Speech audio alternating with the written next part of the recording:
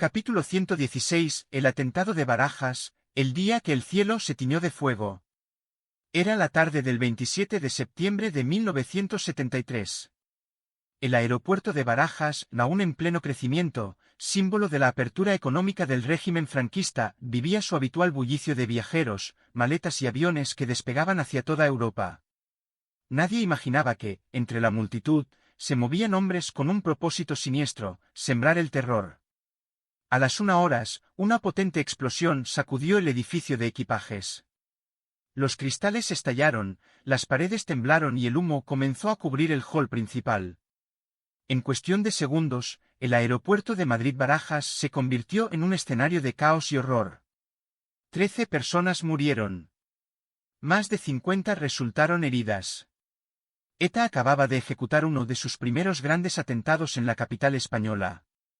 Y con él, daba inicio a una era de miedo y violencia que marcaría las décadas siguientes. Contexto histórico. En 1973, España vivía los últimos años de la dictadura de Francisco Franco. El país intentaba modernizarse económicamente, mientras mantenía un control férreo sobre la disidencia política. En el País Vasco, sin embargo, crecía un movimiento clandestino que ya había optado por el camino de la violencia: ETA, Euskadi Askatasuna. Aunque la organización nació en 1959 como un grupo nacionalista y cultural, para los 70 ya se había transformado en una maquinaria armada. Su objetivo declarado: la independencia del País Vasco. Su método: el terror. El atentado de Barajas fue una demostración de fuerza. Por primera vez, ETA atacaba un símbolo civil de alcance nacional e internacional. El lugar elegido, el aeropuerto principal del país, no era casualidad. Querían ser vistos, oídos y temidos. La preparación. Los informes posteriores revelaron que el comando responsable, conocido como Comando Chiquia, llevaba semanas estudiando los movimientos en Barajas. Colocaron el artefacto explosivo en una consigna de equipajes, camuflado dentro de una maleta. El explosivo contenía más de 15 kilos de dinamita goma 2, un detonador y un temporizador. ETA realizó una llamada de aviso, pero lo hizo solo 5 minutos antes de la detonación. Era imposible evacuar el área a tiempo. A las 1 exactas, la bomba explotó. La explosión. El estruendo fue ensordecedor. El techo del edificio se vino abajo y los cristales de las fachadas se fragmentaron como metralla. Los pasajeros que esperaban sus vuelos fueron lanzados contra el suelo. El humo, el fuego y los gritos convirtieron el lugar en un infierno. Entre las víctimas había trabajadores del aeropuerto, turistas extranjeros y varios militares que se encontraban en tránsito. El suelo quedó cubierto de maletas, ropa, sangre y restos de metal retorcido.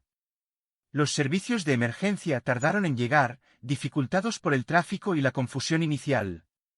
El olor a queroseno y plástico quemado impregnó el aire durante horas.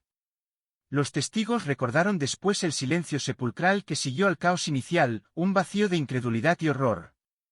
¿Repercusiones inmediatas? El gobierno franquista reaccionó con rapidez. La represión se intensificó en el País Vasco.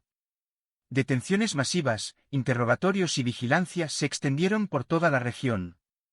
La prensa controlada por el régimen presentó el atentado como una agresión cobarde contra España, y lo utilizó como argumento para endurecer la persecución del separatismo vasco. Pero el impacto psicológico fue aún mayor. Por primera vez, muchos españoles entendieron que ETA no era solo un grupo marginal, era una amenaza nacional.